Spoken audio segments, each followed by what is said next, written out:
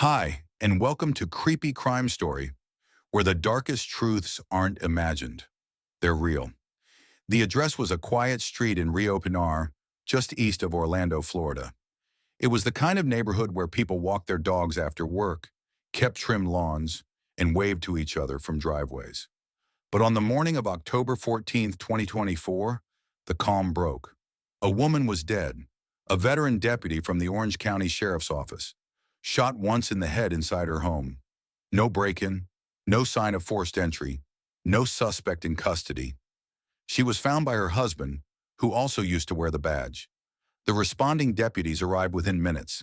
The husband, Anthony Sheay, a recently resigned sergeant from the same agency, met them at the front door, calm, direct. He said his wife had shot herself. The body was inside. The gun was there. There was a message on her phone. But from the moment they stepped into that house, something felt wrong. The living room was undisturbed. The scene was too orderly. The firearm lay neatly near the body, angled precisely. The victim, Lieutenant K.i.l.l.e.r Sheay, appeared to have died instantly. Blood loss was significant but localized. One shot, a single bullet to the right temple. She was left-handed. The deputies didn't say anything yet. They followed protocol, secured the scene, called the Major Crimes Unit, noted the details, marked evidence, photographed the body, logged the time. 9:55 a.m. The husband gave a timeline. He said he'd left the house shortly before 9 a.m. to run errands. Said Ellie wasn't feeling well. Said he came back to find her unresponsive. Said he called 911 immediately. Her phone was found beside her, unlocked. The last message was a text sent to him. It said, "I'm sorry, I just can't do this anymore." Timestamp, 9:38 a.m. One of the responding detectives reviewed the details in real time. The timeline didn't sit right. Ellie had also texted her supervisor at the sheriff's office to report she wouldn't be coming in that morning. That message went out at 9:37 a.m. The body showed signs of instant death. Her Apple Watch still recorded a heartbeat for minutes afterward. The smart device would become a silent witness. And then there was the audio recording. Forensic techs found an open voice memo recording on her iPhone, 54 minutes long. It had begun just seconds after the final text. It ran continuously.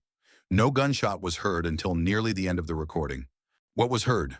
Quiet, some movement, no signs of distress, no sounds of a firearm being readied, just light shuffling, a soft exhale, the click of a door, the scraping of something against fabric, then silence.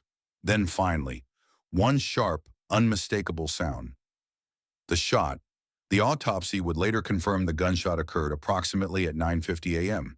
If Ellie died at 9:50, then who wrote the text at 9:38? At this point, no conclusions were drawn. Officially, it was still classified as a suicide. But in the words of one of the investigators on scene, it wasn't just that things didn't make sense. It was that they made too much sense.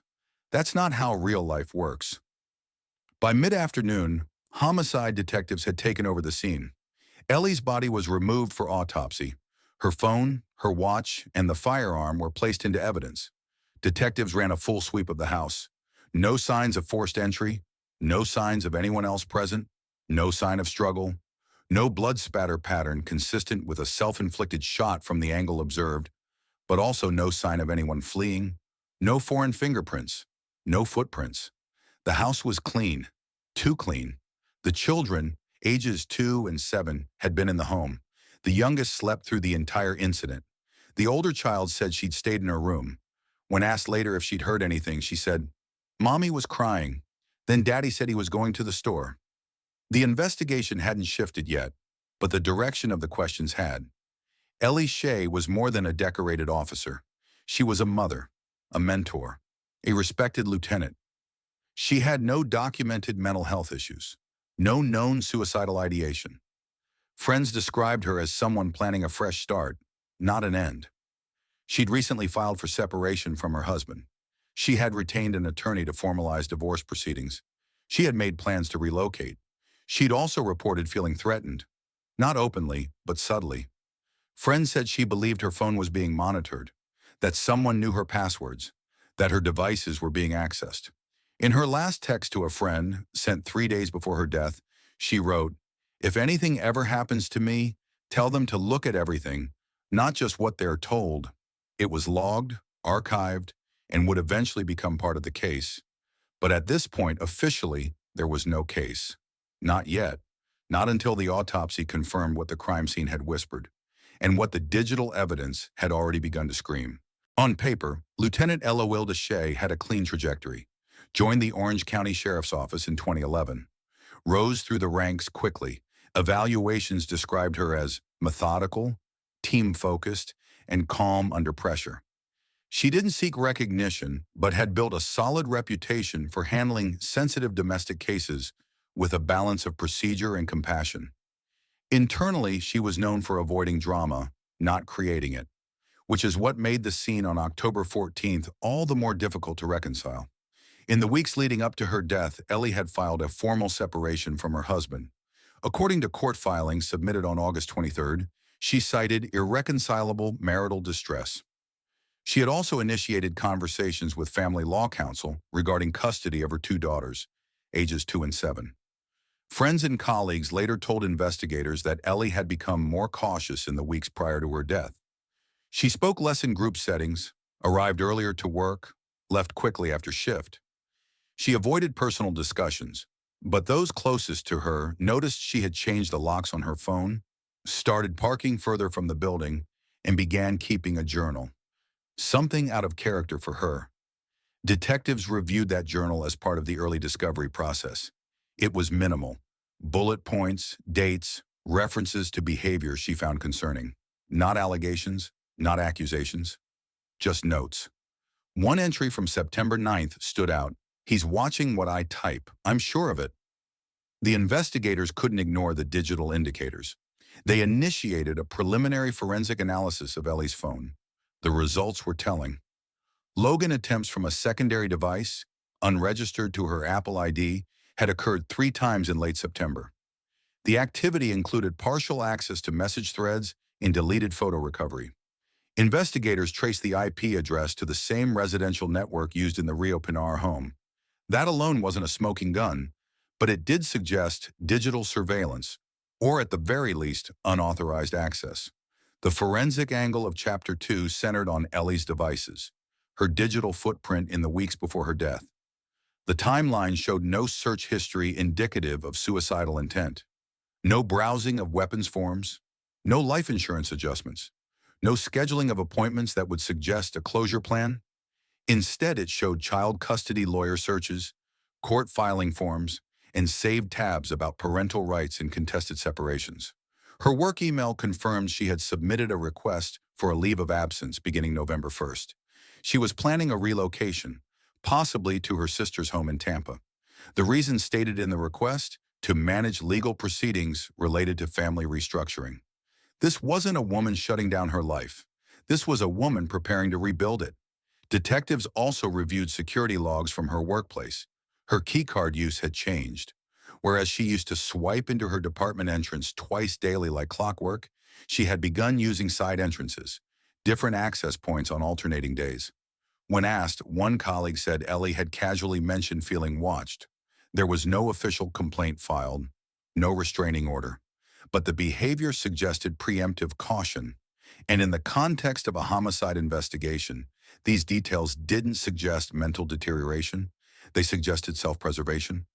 One of the first major interviews conducted was with Ellie's best friend and fellow officer, Sergeant Naomi Carver. The interview, conducted 48 hours after the incident, was direct. Was she depressed? No. Did she ever mention suicide?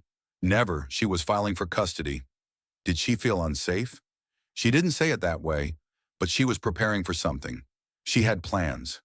Plans that didn't include dying on the floor of her own home.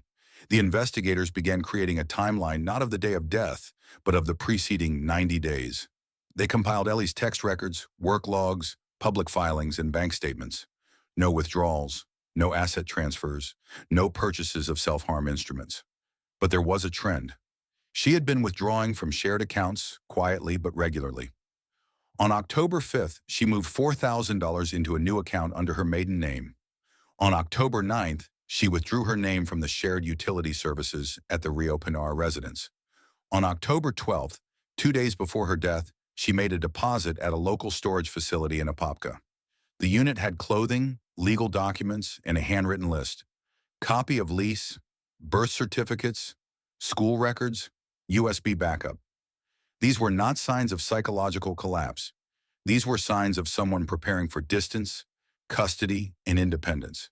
Which is why when the message on her phone appeared the morning of her death, "I'm sorry, I just can't do this anymore." Investigators flagged it as anomalous. Forensic linguistics would come later, but the phrasing didn't match her previous written tone, not even in private text to friends. More critically, there was no fingerprint or biometric login tied to that final text.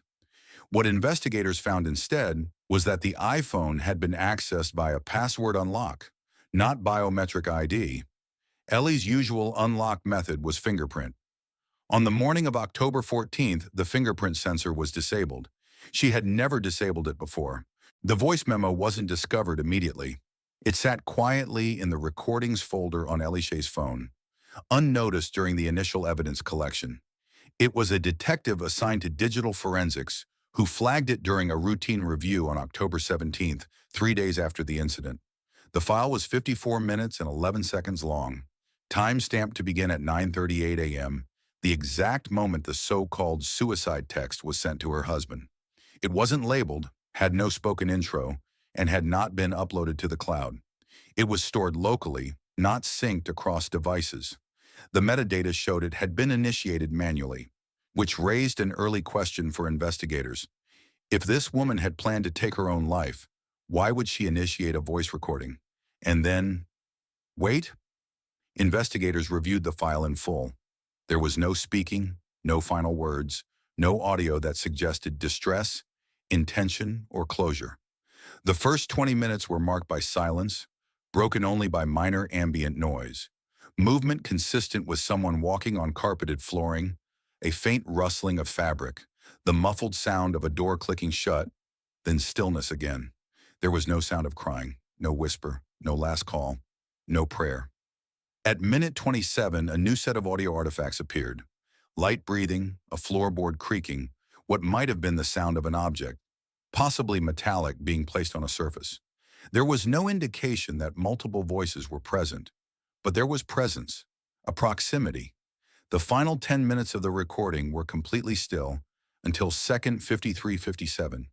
At 53:58, a sharp pop, the gunshot. Investigators rewound and ran the waveform analysis multiple times. They isolated frequencies, filtered background noise, examined the decibel spike. There was no second shot, no verbal cue, just a clean discharge. The medical examiner's report, finalized on October 18th, would later confirm the shot had entered at a rightward angle through the temple, suggesting a right-handed trajectory. Ellie was left-handed. She had no dominant eye crossover. The angle, height, and position were noted as inconsistent with typical self-inflicted firearm wounds based on her handedness. Moreover, stippling around the wound was minimal, indicating distance. The entry wound was too clean. There was no contact burn, no residue inside the wound track, which pointed to one conclusion: the muzzle had not been pressed against the skin. This was a near-contact shot, likely from 2 to 3 feet away. A separate analysis of the voice memo's timeline raised another inconsistency. If the shot was fired at 9:38, as the message suggested, why had the audio captured no report until 9:50? And why, if she had truly planned to end her life, did she record nearly an hour of silence beforehand? The audio file, coupled with the autopsy, shifted the direction of the case. One of the senior investigators noted in his report, "The data aligned too cleanly. Sometimes that's the problem." Every detail looked like it was meant to be found. A message sent. A recording started. A gun left visible. No struggle. A single bullet. The signs of a staged narrative, carefully constructed with digital breadcrumbs intended to lead to one conclusion: suicide. But it was precisely that neatness, timed too conveniently, organized too precisely, that broke the illusion. Detectives ran ballistic tests on the weapon. It was registered to the household, legally purchased. Fingerprint analysis on the grip showed partials, two clear ones belonging to the deceased. But the prints were smudged, possibly wiped, with recontact afterward. No prints were found on the trigger. No DNA under the fingernails. The weapon lacked the typical pattern expected when someone fires it themselves. When you pull a trigger in desperation, especially with a handgun, there's often a flinch, sweat, contact recoil that transfers oils and trace particles to the firing hand. The forensic lab found none of that. The gun appeared clean. Ellie's hands, examined for GSR, gunshot residue, tested negative on both palms and dominant fingers. Lab results confirmed no nitrate presence, no barium. The test was conducted within 6 hours of death, well within the viable window. The absence of GSR is not by itself proof of innocence, but when combined with the autopsy trajectory, the audio timeline, and the biometric anomalies, it became damning evidence. Not against Ellie, but against the narrative. A timeline was drafted again, now forensic first. 9:37. Ellie messages her supervisor to say she will not be coming in. 9:38. A message is sent to her husband's phone. I'm sorry, I just can't do this anymore. 9:38. Voice memo begins recording. 9:40. 9:50. Movement detected in the background, but no gunshot. 9:50. A single gunshot is heard. 9:55. Husband calls 911. There was now a 10-minute gap between Ellie's time of death and the 911 call. From a procedural standpoint, that alone required scrutiny. Investigators also began examining the home's smart devices. The Sheay household had an Amazon Echo and a Ring doorbell system. The Ring had been disabled, either manually unplugged or disconnected from the Wi-Fi, at approximately 9:32 a.m.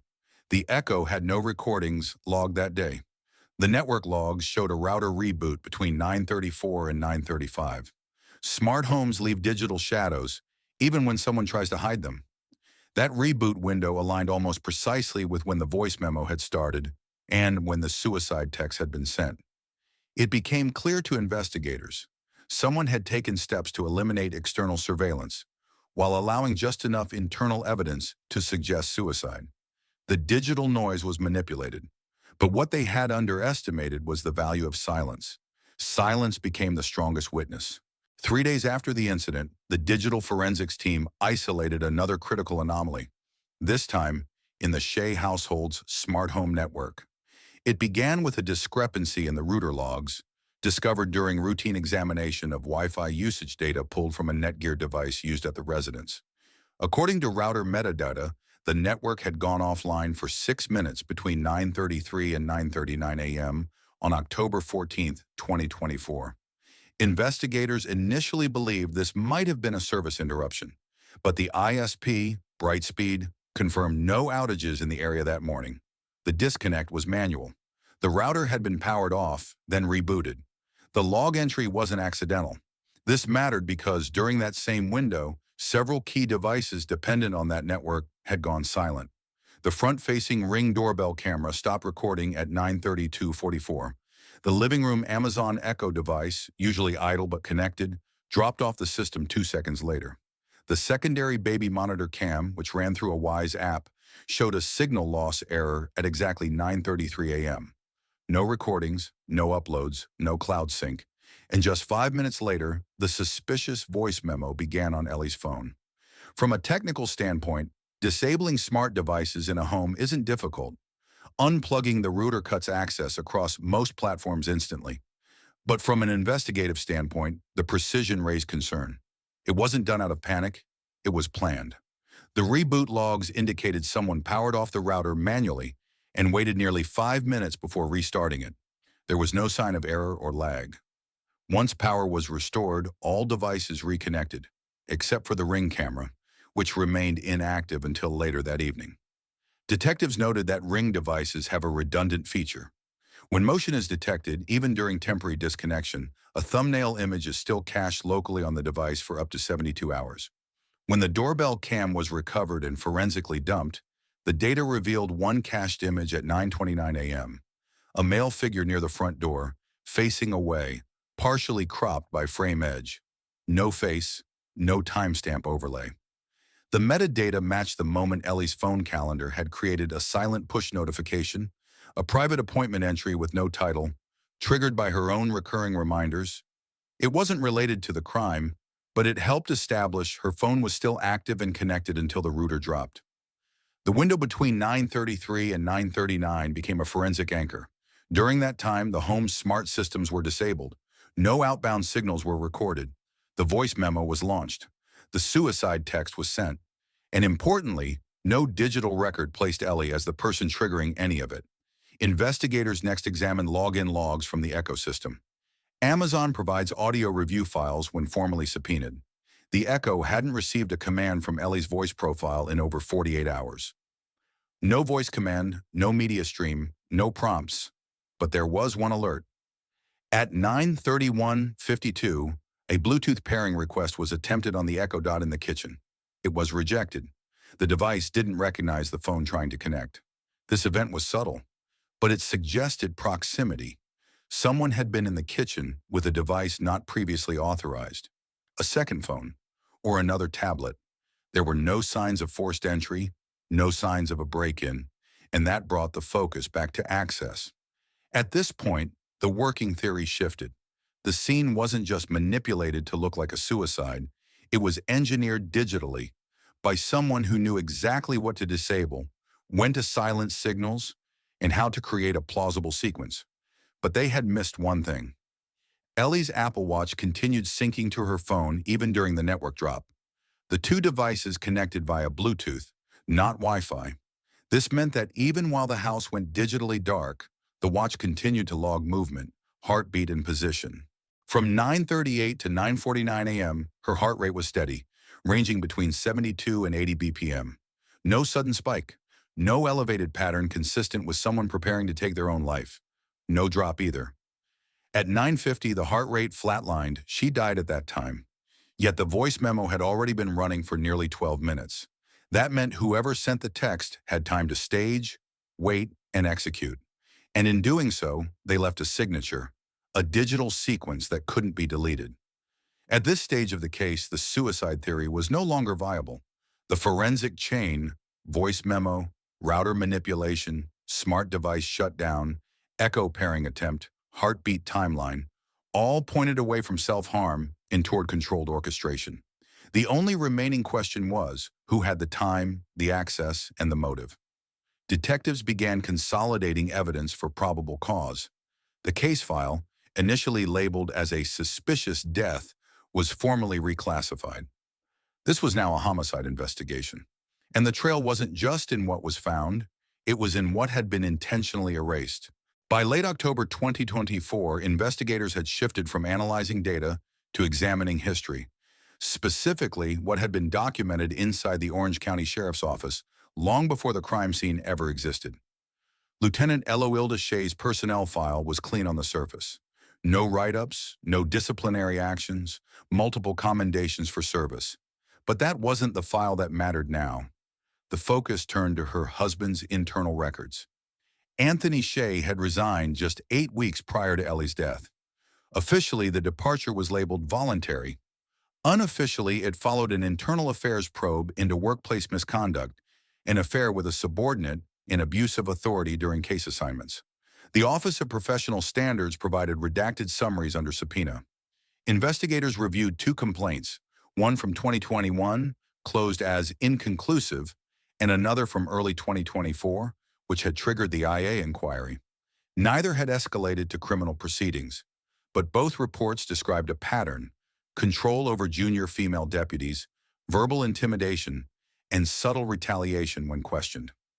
Ellie had not filed either complaint, but according to internal communications, she had met with HR in July 2024 for a protected discussion involving workplace tension, stress, and conflict of interest. The file contained a single line from a follow-up HR memo. Employee believes personal matters may be affecting workplace safety, but declined to disclose specifics. No formal grievance followed, but by August 1st, Ellie had submitted her marital separation paperwork and began documenting custody steps privately. Detectives obtained additional materials, internal emails from Ellie's department login, work calendar entries, and HR appointment logs. There were signs of deliberate caution. She had minimized her in-office exposure, switched to remote briefings when allowed, and stopped carpooling with colleagues. This wasn't paranoia, it was tactical. The narrative from her peers confirmed what the documents implied. Ellie hadn't escalated anything through official channels, but her behavior shifted as if she expected escalation from somewhere else. One sergeant recalled her phrase during a shift change in late summer. "I'm not making enemies, I'm just not playing dumb anymore." That wasn't recorded in the case file, but it stuck with the team. Detectives then revisited the department's security logs. Key card data showed Anthony Sheay had accessed non-duty areas during odd hours in late July, after being placed on administrative leave. While not strictly forbidden, the timing raised concern. 7:22 p.m., 8:35 p.m., 6:48 a.m. No clear purpose logged. It was around that time that Ellie had begun parking further away and rotating her entry points into the building, behavior verified by surveillance footage. The pattern emerging wasn't of two people drifting apart. It was one person adjusting for safety and the other still seeking proximity. Investigators also received a sealed affidavit from Ellie's divorce attorney. It included documentation that she had been preparing a temporary restraining order, but was advised to wait until custody hearings progressed. The affidavit noted she had expressed concern about escalation, but lacked immediate proof of threat. This context, while not criminal by itself, mattered in the forensic chain. It showed foresight, a timeline of planned exit, and growing risk management on her part. It also clarified motive, from control to consequence. Ellie was not just leaving a marriage. She was removing access to the house, to the children, to shared assets. Her move had been strategic, legal, and visible to the person it would impact most. And 3 weeks after the last divorce filing update, she was dead. By October 30th, the case file included 5 primary evidentiary threads: the physical inconsistencies at the scene, the 54-minute audio file timeline, smart home network manipulation, biometric and digital activity mismatches, workplace history indicating motive escalation. There was no longer any reasonable interpretation where Ellie had acted alone. And when someone prepares to leave quietly, but never gets the chance, questions stop being theoretical. They become criminal. By early November 2024, the case file had reached a point where every element, digital, forensic, behavioral, converged toward a singular outcome. The Orange County Sheriff's Office turned over all investigative materials to the state attorney's office. A formal review began, not just of the evidence in isolation, but how each layer reinforced the next. There was no single piece of physical evidence that solved the case. Instead, it was the structure of everything collected, the way timeline, motive, access, and manipulation all lined up with no gaps except the ones deliberately created. At the center was the 54-minute voice memo. Investigators had already matched the timing of the recording with the rotor reboot, the shutdown of smart devices, and the biometric logs from Ellie's Apple Watch. Together, they constructed a model of the morning of October 14th, accurate to the minute. At 9:38 a.m., a text was sent from Ellie's phone. Investigators had confirmed the message did not originate from Face ID or fingerprint login. It was typed on screen, unlocked manually. At 9:50 a.m., her Apple Watch showed cardiac arrest. At 9:55 a.m., Anthony Sheay called 911. Between those timestamps, the forensic window was airtight. But the issue wasn't just time, it was intent. Detectives compiled a forensic narrative and presented it to the assistant state attorney. The memo included a confirmed lack of gunshot residue on Ellie's dominant hand, an entry wound inconsistent with self-infliction by a left-handed individual. No defensive injuries, but no contact burn. A message sent while the victim was still biologically alive, but likely already incapacitated. Smart home systems disabled manually, then reactivated. Surveillance camera systems disconnected during the staging period. A second device attempting to connect to the Echo smart speaker within proximity of the crime scene. Multiple instances of workplace surveillance and intimidation logged before her death. An ongoing divorce in custody, proceeding with financial and legal implications for the spouse. Each element alone didn't prove murder. Together, they formed a prosecutable structure The state attorney's office concluded that probable cause existed to charge Anthony Sheay with first-degree murder, tampering with physical evidence, and interference with a communication device in connection to the disabling of surveillance systems. A warrant was signed on November 18, 2024. The arrest was conducted quietly without press. Deputies with no prior professional ties to the suspect were selected to execute the warrant. Anthony was taken into custody at a private residence on the outskirts of Sanford. He did not resist. Booking documents noted only one response to the charges: no comment.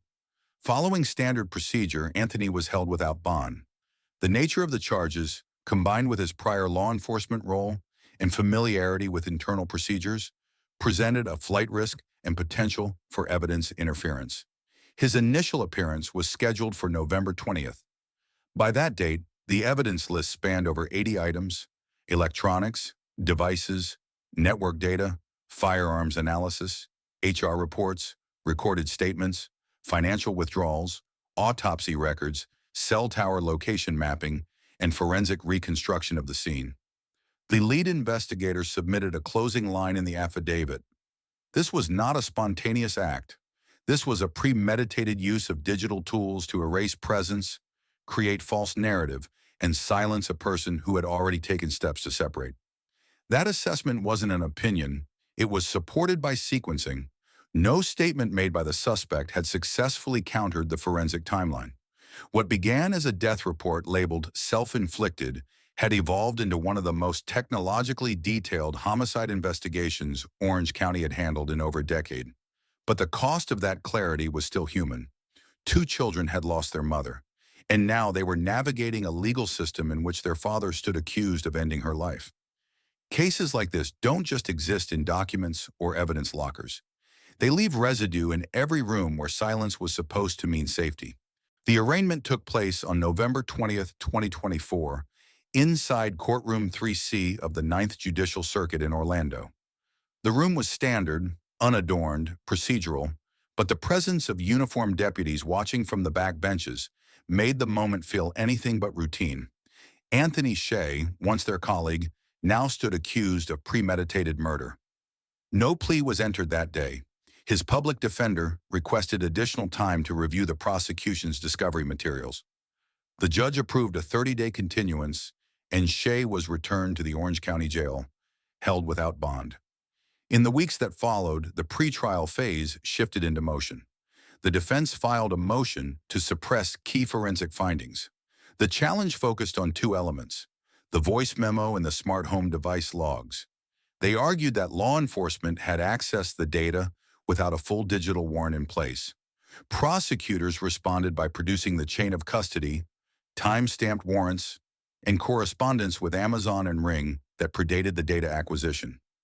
No evidence was excluded. Separately, the defense requested a change of venue, citing potential jury bias due to Sheay's former employment with the sheriff's office. The court acknowledged the concern and moved the trial to neighboring Seminole County to avoid conflicts of interest. While these motions played out, the state's forensic team finalized preparations for expert testimony. Among the most critical witnesses were a forensic audio technician to authenticate the voice memo's timestamp and verify the lack of manipulation, a biometric analyst who would explain the cardiac data collected by Ellie's Apple Watch and how it conflicted with the suicide narrative, a digital systems expert who would walk jurors through the router shutdown, device interference, and network anomalies, all indicating intentional tampering. This phase wasn't about presenting new evidence. It was about organizing what had already been confirmed into a coherent legal structure. The case now required clarity, not speculation, not theory, just sequence, logic, and presentation. The prosecution leaned heavily on one truth: the scene had been staged, and staging implies one thing: intent. They also knew the trial wouldn't be easy. Cases involving law enforcement defendants often come with layers of complication: jury hesitation, institutional perception, and latent skepticism. But the state's lead attorney stated, off record, this case isn't about what uniform he wore. It's about what he did when he thought no one would question it. Public interest in the case was growing. News outlets began covering updates carefully, avoiding commentary, but reporting on the rare circumstance. A former sergeant accused of murdering his wife, also a ranking officer. Meanwhile, Ellie's family prepared for the legal process quietly. They chose not to speak to the press. A family spokesperson confirmed custody arrangements had been made for the children, who were now living with Ellie's sister in Tampa. A motion hearing was set for January 5, 2025, where preliminary admissibility would be reviewed for the full data archive, text message content, biometric logs, voice memo metadata, and smart system history. Each point would be challenged in turn, but prosecutors had prepared redundancy across their case. If one element were excluded, two others could corroborate it. Behind the scenes, what emerged was not a story of sudden violence, but a calculated effort to erase one woman's autonomy, first emotionally, then physically. And that, more than anything, gave the prosecution a thematic through line. Ellie had left records, she had changed patterns. She had prepared. What she hadn't done was disappear. The state of Florida versus Anthony Sheay officially entered the courtroom in early 2025. But the case had already made its way into departmental briefings, national law enforcement circles, and whispered conversations in precinct halls across the country. It was rare for a police officer to be tried for murdering their spouse. Rarer still when both the accused and the victim wore the badge. The trial was moved to Seminole County after the defense requested a venue change, citing potential bias. That request was granted without pushback. The prosecution understood the optics. Jurors needed distance from the uniform, not just the man who had worn it. By the first pretrial hearing in January, the prosecution's case file stood at over 1,500 pages. It was digital in nature, forensic in substance, and methodical in tone. No dramatic confession, no eyewitness to the crime, just data, time-stamped, sourced, cross-validated, and a sequence of actions that defied coincidence. Opening statements were short and strategic. The prosecution laid out their theory: a homicide masked as suicide, committed through technological control and intimate access. The defense countered by pointing to the absence of physical witnesses and suggesting that some digital elements could be interpreted differently under pressure. But the evidence hadn't changed.